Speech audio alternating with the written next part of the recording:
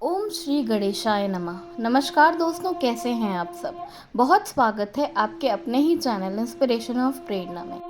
दोस्तों, माता रानी के बहुत ही शुभ 9 दिन प्रारंभ होने वाले हैं। जी हाँ, शारदीय नवरात्रि प्रारंभ होने वाली है, जैसे कि हम सबको ये बात मालूम है।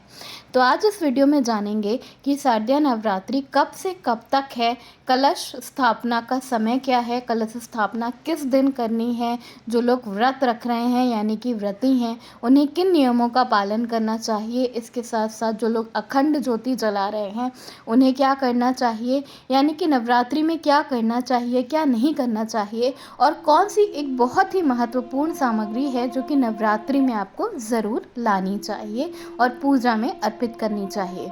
तो आइए जानते हैं। शारदीय नवरात्रि इस बार 26 सितंबर से प्रारंभ होके 5 अक्टूबर तक रहने वाले हैं, यानी कि सोमवार से शुरू हो रही है इस बार नवरात्रि, जिसका पारण 5 अक्टूबर को होगा और उसी दिन दशहरा भी मनाया जाएगा। दोस्तों, ऐसी मान्यता है, शास्त्रों में ऐसा बताया गया है कि जब नवरात्रि सोमवार से शुरू होती है तो माता रानी बहुत ही प्रसन्न होती हैं, क्योंकि वो शिव जी का दिन होता है। और जब नवरात्रि सोमवार से प्रारंभ होती है तो माता रानी हाथी पर सवार होकर आती हैं, गज पर सवार होकर आती हैं। तो इस नवरात्रि माता रानी हाथी पर सवार होकर आएंगी। हाथी पर सवार होकर आना बहुत ही शुभ माना जाता है। ऐसी मान्यता है कि ये सुख और संपन्नता का प्रतीक होता है। ऐसा माना जाता है कि जब माता रानी हाथी पर सवार होकर आती हैं तो उस वक्त वर्षा भी बहुत ज़्यादा होती है, और वर्षा बहुत ज़्यादा होना अति शुभ माना जाता है। और उसके साथ साथ देश में, संसार में हर जगह खुशियाँ बनी रहती हैं, अन्न धन की कमी नहीं होती। जो लोग पूरी श्रद्धा से पूजा पाठ करते हैं उनके घर में खुशियां सदैव बनी रहती हैं। अब बात करते हैं कि घट स्थापना किस दिन की जाएगी और मुहूर्त क्या है। तो नवरात्रि के पहले दिन यानी कि दिन सोमवार 26 सितंबर को घट स्थापना की जाएगी। जो लोग अपने घर में कलश की स्थापना करते हैं वो 26 सितंबर को ही करेंगे, और उसका समय पंचांग के अनुसार सुबह 6:20 से लेकर 10:19 तक रहेगा।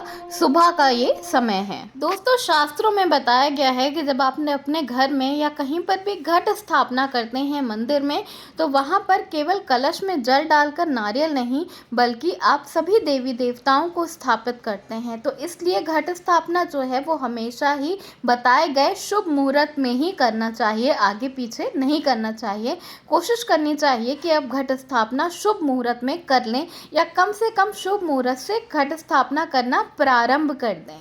तो इस तरह से आपको 26 सितंबर को करना है। दोस्तों, नवरात्रि के दौरान या नवरात्रि शुरू होने के पहले हम पूजा पाठ की बहुत सारी सामग्री अपने घर में लेके आते हैं, ताकि हम माता रानी को इतना प्रसन्न कर दें कि अगले 6 महीने तक, यानी दूसरी नवरात्रि आने तक हमारे घर में माता रानी की कृपा बनी रहे।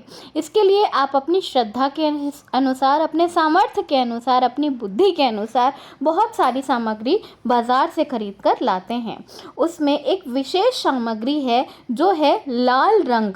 जी हाँ, लाल रंग के वस्त्र, लाल रंग की मौली, लाल रंग का कपड़ा, लाल रंग का आसन, लाल चुंदरी, ये सारी लाल रंग की चीज़ें आपको ज़रूर खरीद कर लानी है माता रानी को अर्पित करने के लिए, क्योंकि माता रानी को लाल रंग की चीज़ें अति प्रिय होती हैं। इसके साथ साथ दोस्तों, मिट्टी का कलश लाना अति शुभ माना जाता है।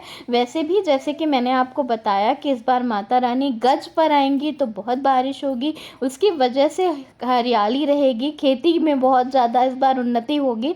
तो आप अपने घर में जो जवे उगाएंगे वो भी आप देखेंगे कि बहुत हरे हरे हरे हरे उगेंगे।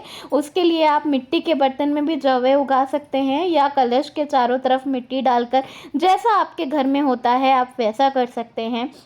इसके साथ साथ पूजा की कुछ विशेष सामग्री होती है, जैसे कि लोबान होता है, धूप होता है पूजा में जलाने के लिए, क्योंकि माता रानी को सुगंधित चीज़ें भी बहुत पसंद होती हैं। तो आपको इन चीज़ों को भी अपने घर में ज़रूर लेकर आना है। इसके अलावा पूजा में जलाने के लिए आपको कपूर ज़रूर लाना है। सुबह शाम अपने घर में कपूर ज़रूर जलाना है। 9 दिन अगर आप अपने घर में सुबह शाम कपूर जलाते हैं तो आप देखेंगे कि आने वाले पूरे पूरे साल आपके घर में पॉजिटिविटी, सकारात्मकता बनी रहेगी। आपके घर से हर तरह की नकारात्मकता दूर रहेगी। इसके साथ साथ आपको ज़रूर कोशिश करनी चाहिए कि नवरात्रि के 9 दिन आप माता रानी को लाल रंग के फूल ज़रूर अर्पित करें। वैसे तो हर दिन का एक अलग रंग होता है जो कि मैं आपको आगे बताऊंगी, लेकिन अगर वो ना भी मिल पाए तो लाल रंग के वस्त्र और लाल रंग की चुंदरी और लाल रंग के फूल माता रानी को ज़रूर अर्पित करने चाहिए। इसके अलावा जो भी सामग्री आप अपने घर में पूजा के लिए लाते हैं वो भी आप ज़रूर ला सकते हैं। पर दोस्तों, आप जो भी सामग्री ला रहे हो उसके साथ साथ ये सामग्री जो मैंने आपको बताई है ये ज़रूर लेकर आएँ। और इसके साथ साथ आपको ज़रूर लेके आना है हवन सामग्री। जी हाँ, पूजा का आपको पुण्य फल तभी मिलता है जबकि आप हवन करते हैं। तो हवन सामग्री आपको ज़रूर लेके आना है। आप हर रोज़ भी हवन कर सकते हैं नवरात्रि में, या नवरात्रि के आखिरी दिन जिस दिन पारण किया जाएगा, अगर आपने व्रत नहीं भी किया है तो भी आप हवन करके माता रानी की विशेष कृपा प्राप्त कर सकते हैं। इसी तरह दोस्तों, सुहागिन महिलाओं को नवरात्रि के दौरान माता रानी को 16 श्रृंगार ज़रूर अर्पित करना चाहिए। जिस तरह हम माता रानी से कामना करते हैं कि हमारा 16 श्रृंगार हमेशा बना रहे, उसी तरह कम से कम कोशिश करना चाहिए कि हर नवरात्रि में हर सुहागन स्त्री माता रानी को 16 श्रृंगार ज़रूर अर्पित करे। ये अति शुभ माना जाता है। ऐसी मान्यता है कि ऐसा करने से आपका सुहाग बना रहता है। दोस्तों, शास्त्रों में ऐसा बताया गया है कि किसी भी सुहागिन स्त्री को सुहाग का सामान भेंट करना अति शुभ होता है। उससे आपका सुहाग बढ़ता है, आपके पति की उम्र लंबी होती है। तो माता रानी को जब आप सुहाग का सामान भेंट करते हैं जो कि सदा सौभाग्यवती हैं, तो सोचिए आपके पति की उम्र, आपके पति की आयु, आपके पति का स्वास्थ्य कितना अच्छा बना रहेगा, और इससे आपके घर में सुख शांति समृद्धि भी आती है। तो माता रानी को सुहाग का सामान अर्पित ज़रूर करें। कोशिश करें कि 16 श्रृंगार आप अर्पित कर सकें, नहीं तो 5 सामान सिंदूर, बिंदी, आलता, चूड़ी ज़रूर अर्पित करनी चाहिए। तो ये है कुछ विशेष सामग्री जो कि आपको नवरात्रि में लानी चाहिए। इसके साथ साथ जो लोग व्रत रखते हैं, जो लोग नवरात्रि के 9 दिन व्रत रखते हैं या चढ़ती उतरती व्रत रखते हैं, पहले दिन आखिरी दिन व्रत रखते हैं, उन्हें किन नियमों का पालन करना चाहिए ये भी बहुत आवश्यक होता है दोस्तों। क्योंकि बहुत सारे लोग ऐसा कहते हैं कि हम तो बहुत सालों से व्रत रख रहे हैं लेकिन हमारे साथ कुछ भी अच्छा नहीं होता, तो उसमें गलती कहीं ना कहीं हमारी ही होती है।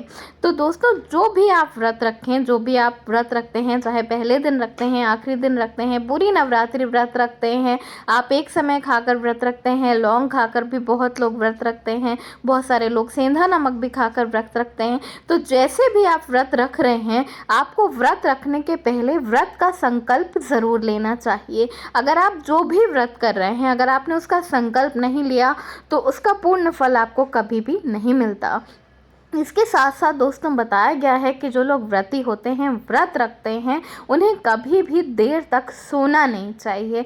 जैसे कि आप 9 बजे तक सो रहे हैं, उसके बाद आप उठे, आपने नहाया, आपने पूजा करी, तो उससे उसका पूर्ण फल नहीं मिलता। अगर आपने व्रत रखा है तो आपको कोशिश करना चाहिए कि आप सूर्योदय से पहले, या ज़्यादा से ज़्यादा मतलब कोशिश करना चाहिए कि आप जल्दी से जल्दी उठ जाएँ, नहा धोकर तैयार हो जाएँ और सबसे पहले पूजा पाठ अपनी ख़त्म कर लें, पूर्ण कर लें। उसके बाद ही घर के दूसरे काम करें या उसके बाद ही कुछ खाएं पिएं। तो ये काम आपको अवश्य करने चाहिए।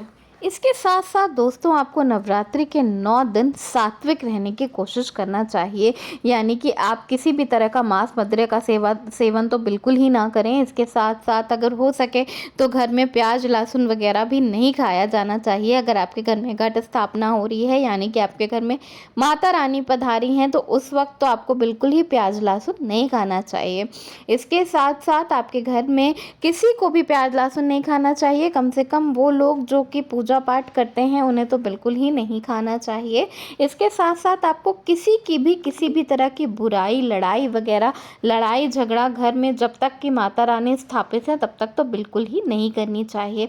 आप खुद सोचिए दोस्तों, आप किसी के घर पे गए हों और वहाँ पे जो लोग हैं वो आपस में लड़ रहे हों तो आपको कैसा लगेगा। इसी तरह जब आपके घर में माता रानी पधारती हैं तो उस वक्त हर वक्त खुशी का माहौल होना चाहिए। घर में सुबह शाम भजन बजने चाहिए, पूजा प्रार्थना होनी चाहिए, घर में गंगा गंगा जल का छिड़काव होना चाहिए। हर तरफ सकारात्मकता ही सकारात्मकता होनी चाहिए, कहीं पर भी कोई नेगेटिविटी नहीं होनी चाहिए, ताकि आने वाला पूरा साल आपका खुशियों से भरा हुआ हो। एक और बहुत ही विशेष नियम होते हैं सुहागिन महिलाओं के लिए कि कभी भी उन्हें नवरात्रि में या किसी भी पूजा में, जब आप देवी जी की पूजा कर रही हो, तो बाल खोलकर या सिर खोलकर पूजा नहीं करनी चाहिए। हमेशा बाल बांधकर और सर ढककर ही पूजा करनी चाहिए, क्योंकि माता रानी सुहागिन है और आप भी सुहागिन हैं।